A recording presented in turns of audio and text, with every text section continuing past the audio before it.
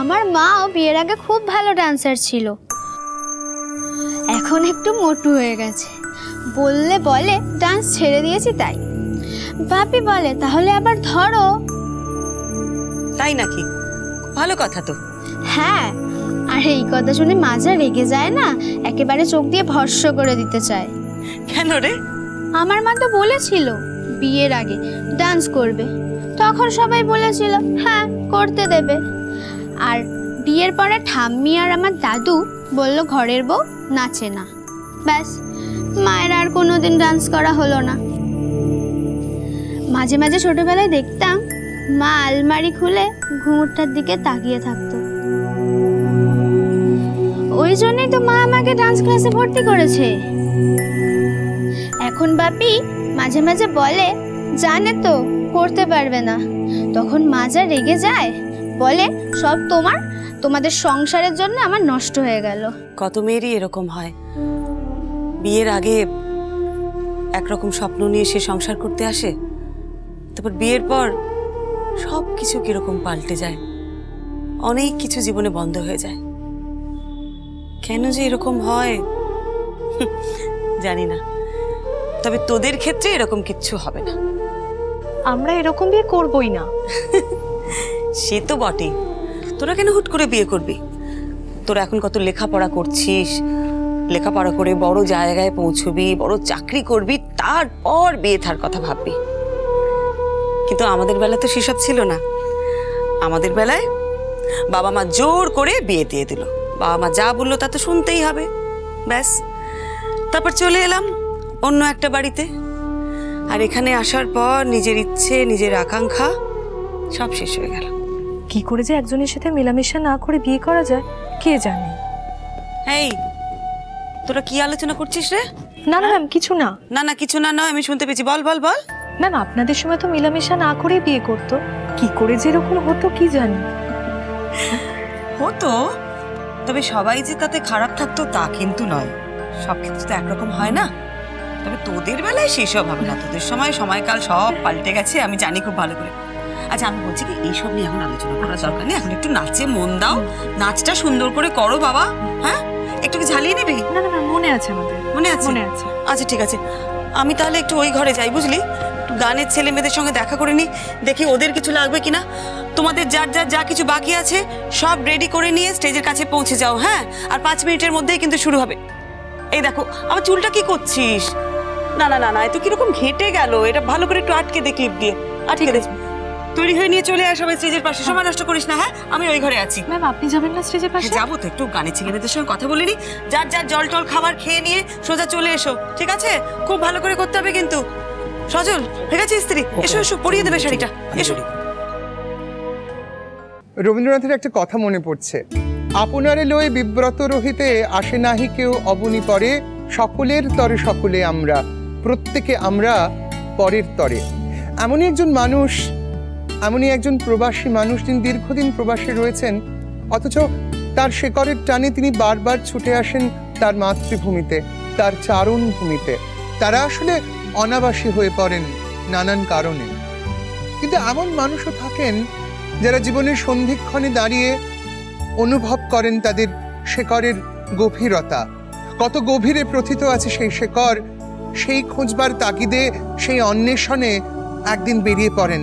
এমনই একজন মানুষের জন্য আমরা অপেক্ষা করছি, যিনি তার আয়ের 75% অংশ সেবার কাজে বিনিয়োগ করেন, সেবার কাজে উৎসর্গ করেন।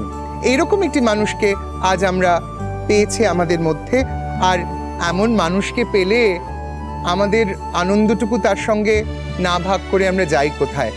এবং অবশ্যই we would like to felicitate him for the charity that he began at home and extended it to the whole world. He is not only just a philanthropist, but also a beautiful soul, a great human being who sings of the underprivileged, the downtrodden, ladies and gentlemen.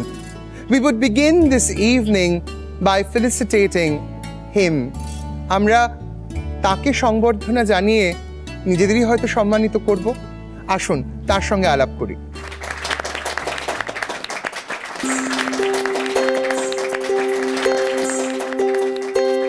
বাঙালি ভদ্রলোক, basically NRI, বিদেশে থাকে, কিন্তু কীভাবে নিজের দেশের পাশে, নিজের রাজ্যের পাশে দাঁড়িয়েছেন। আমি শুনলাম নাকি 15খানা স্কুল ফান্ডিং করেন উনি। সত্যি এসব মানুষকে দেখলে না মনটাই ভালো হয়ে যায়। এক এক সময় মনে হয় জীবনে কি করতে পারলাম। সত্যি আজকের দিনেও এই ধরনের মানুষের কথা শুনলে মনটা কিরকম পজিটিভ হয়ে যায়, আলোয় ভরে যায়। আমার না মানে আমার এত এনকারেজিং লাগে, এত পজিটিভ ফিলিং আসে। এই তিথি, আমার মনে হয় এই ভদ্রলোক কি ওই ভদ্রলোক না যার কথা বলা হচ্ছিল, যার আসার কথা ছিল?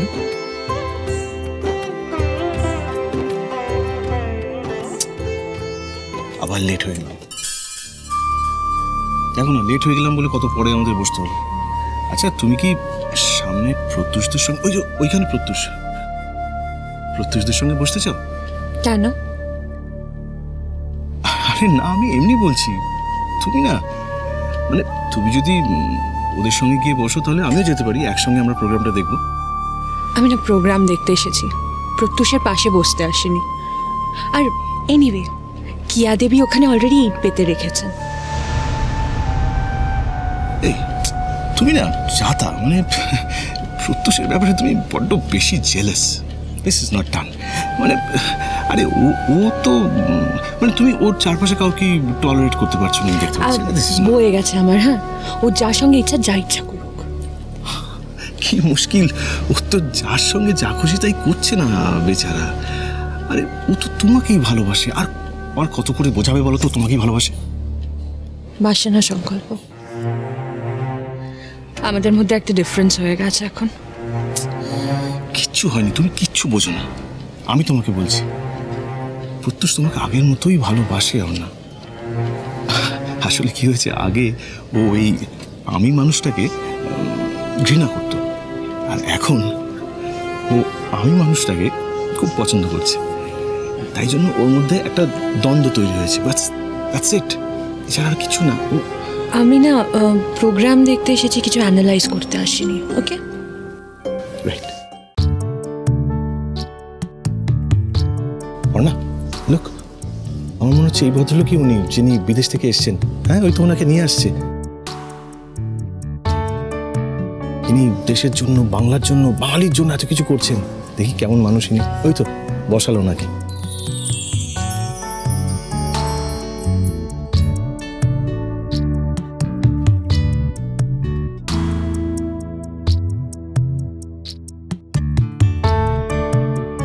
মানে উনি রয়েছে, দেখতেই তো পাচ্ছি না ভালো করে, সবাই তো ঘিরে রয়েছে। এই তো একটু পরেই তো স্টেজে উঠবে, তখনই দেখে নিন। আমি যে কি আনন্দিত হয়েছি না, আপনাকে বলে বোঝাতে পারবো না। কেন বলুন তো? আনন্দিত হব না? আপনি এসেছেন বলে কথা। সেই 3 বছর আগে এসেছিলেন, তারপর থেকে তো আমরা প্রত্যেক বছরই আশা করে থাকি যে আমাদের প্রোগ্রামের এই দিনটায় আপনি আসবেন।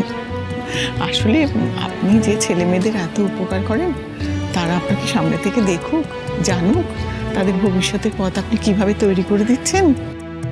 আপনি প্লিজ এরকমভাবে বলবেন না, আমার খুব অস্বস্তি হয়। দেখুন, আমি কিন্তু কারোর জন্য কিচ্ছু করিনি। আমি যেটা করেছি, ব্যাস কিছু টাকা রোজগার করেছি এবং সেই টাকার একটি অংশ আপনাদের হাতে তুলে দিতে পেরেছি। আসল কাজ তো আপনারা করছেন। উনি যেরকম আস্তে আস্তে ফুল হয়ে ফোটে, ঠিক সেইভাবেই এই বাচ্চাদের আপনারা মানুষ করছেন।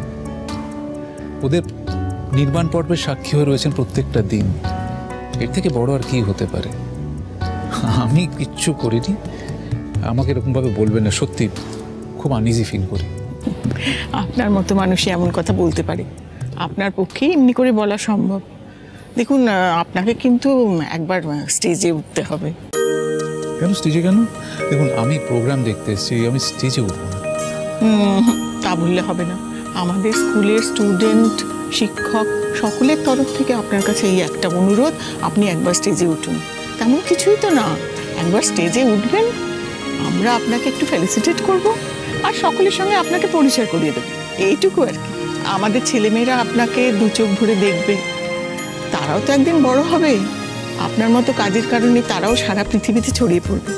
তাই এখন আপনাকে দেখে তারা একটু আইডিয়া করতে পারবে যে ভবিষ্যতে কেমন হতে পারে তারা, ভবিষ্যতে মানুষের পাশে আপনার মতো যদি দাঁড়াতে পারে। আমার শুধু এইটুকুই চাওয়া। বেশ, আপনি যখন এত করে রিকোয়েস্ট করছেন, তখন উঠবো স্টেজে। তবে সত্যি বলতে কি ম্যাডাম, খুব অস্বস্তি বোধ করি। আজ আপনার কোনো কথা শুনবো না। আমাদের প্রথমে একটা ওপেনিং প্রোগ্রাম আছে, তারপরেই আপনাকে একটু স্টেজে উঠতে হবে। ঠিক আছে।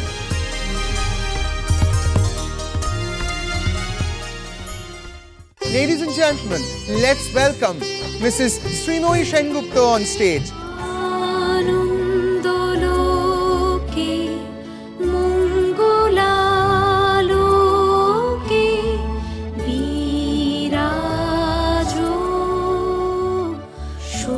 শ্রীময়ী সেনগুপ্ত, যে শ্রীময়ী নামটা আমার এক জীবনে ভীষণ চেনা ছিল।